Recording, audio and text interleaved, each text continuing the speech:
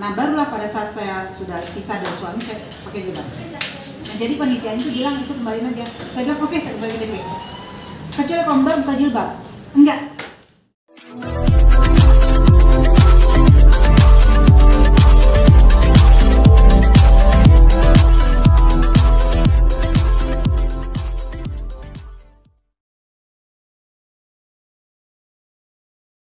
Sedangkan saya bukan penyanyi yang rohanian, ya saya tetap disco gitu.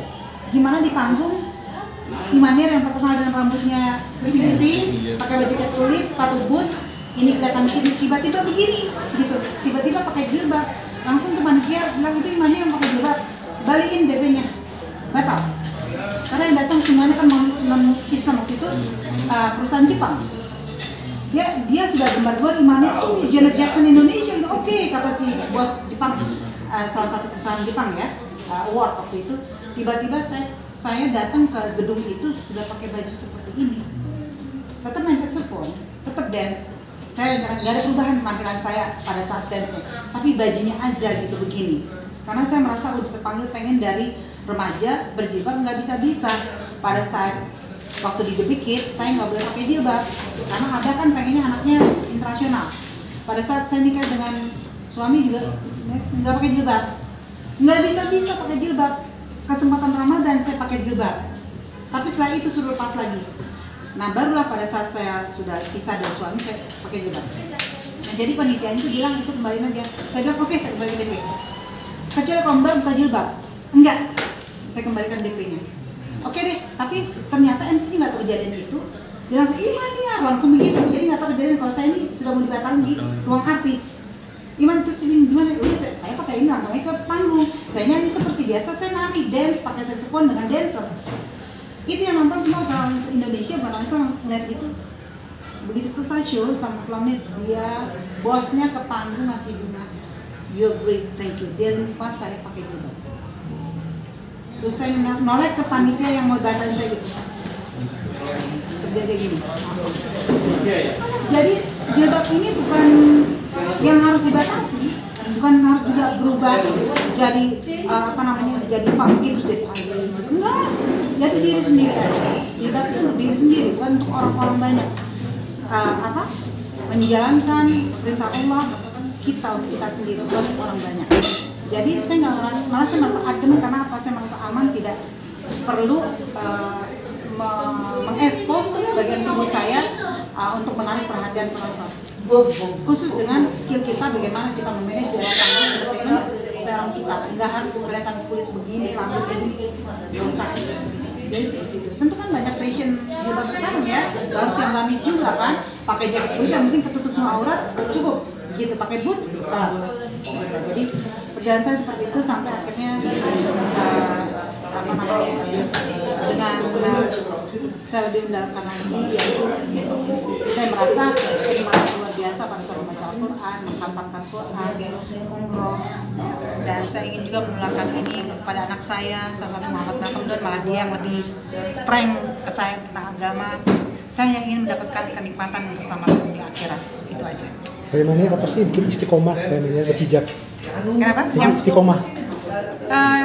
Kalau kita bilang semuanya itu bukan istiqomah mas, karena itu kewajiban. Kewajiban itu setiap muslimah, karena gitu. Pada saat kita sholat pakai mukena kan, pakai ini kan. Kenapa habis sholat buka? Emangnya Allah cuma ada di pada saat sholat gitu?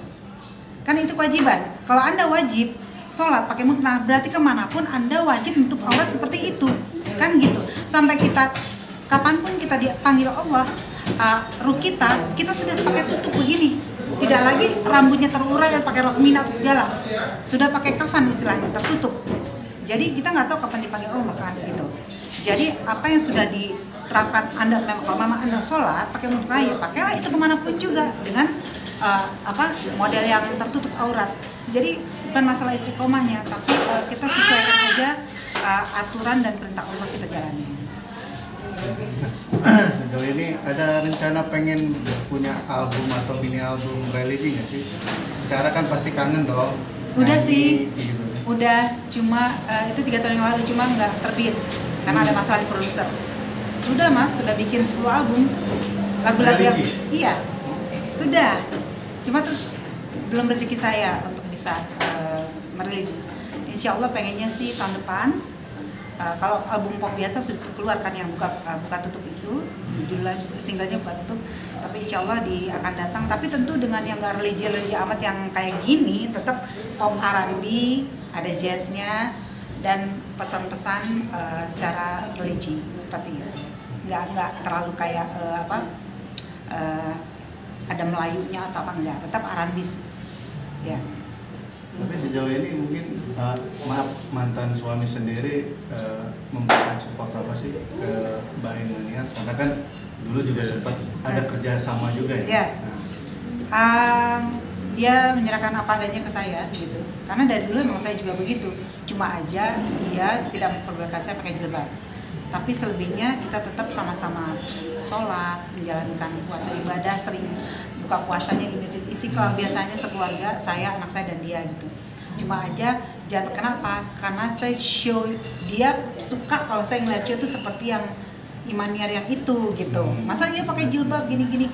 Nah itu jadi berantemnya di situ, ada berantemnya. Tapi selebihnya dia sangat mendukung. Dia pun menjalankan dengan sebaik-baiknya karena dia mualafkan. Ya. Nah, sejauh ini mungkin komunikasi dalam hal ngurus anak seperti apa sih? Alhamdulillah baik, tapi kan dia nggak di Indonesia ya, jadi kita lewat video call aja gitu. Setahun 2 kali ketemu, seperti sahabat. Saya nggak pernah mau anak saya kehilangan bapaknya, walaupun kita sudah pisah. Jadi nggak ada masalah. Nah, itu kalau boleh tahu sebelumnya apa ketika itu akhirnya memilih jalan berpisah dengan Maxdon dan akhirnya memilih hal ini, pertimbangannya seperti apa? Dari awal saya dengan Max sebelum jadian pun udah bersahabat. Kita tuh sahabatan dalam musik, seni dan kerja. Enak banget dijadiin temen dia, asik gitu, terbuka, suka, cocok sama saya. Terus kita nikah. Kemudian pisahnya juga demi persahabatan. Kita nggak pernah musuhan, tapi pisahnya itu udah baca deh berita-beritanya. Kenapa gitu kan? Gitu. Jadi tetap kita bersahabat.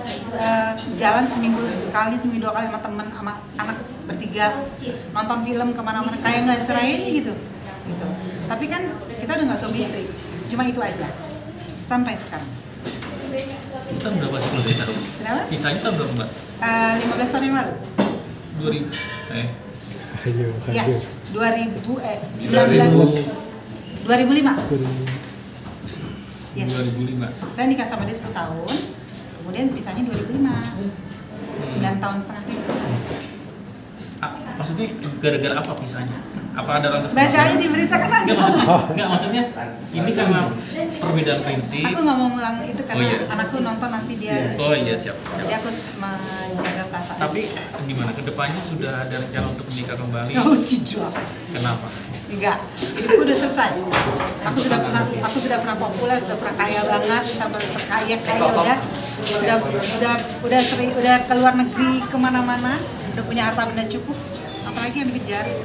Nggak ada. Sekarang urusan dunia udah selesai. Aku ingin mengejar akhiratnya aja. Udah umur segini loh, gitu ya. Tapi tetap kita eksis berkarya, berseni itu harus wajib. Jangan gara-gara mengejar dunia terus begitu, mengejar akhirat terus udah diem aja gitu. Enggak. Karena saya orang nggak bisa diem, selalu aja ide ada lagi, karya lagi. Kayak nanti ini bikin bubar musisi jazz, bikin lagi jazz festival nanti di Melawai, bikin lagi ini nggak bisa diem saya juga gitu. Bekerja sama dengan para pengusaha, Pemdain segala macam. Jadi tetap, cuma saya nggak ngejar dunianya. Ntar dapat uang berapa, nggak kayak dulu koncor uang supaya buat ini nih kayak gedung sampai rumah kayak gedung, terus mobil sampai 4 ya. Tapi nggak tahu buat apa. Buat apa?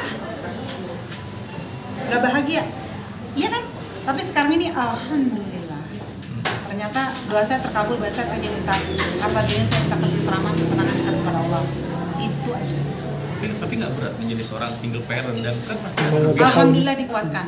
Kalau memang sudah ditakdirkan Allah kita begini, dan Allah selalu memberi kekuatan apa yang sudah diberikan.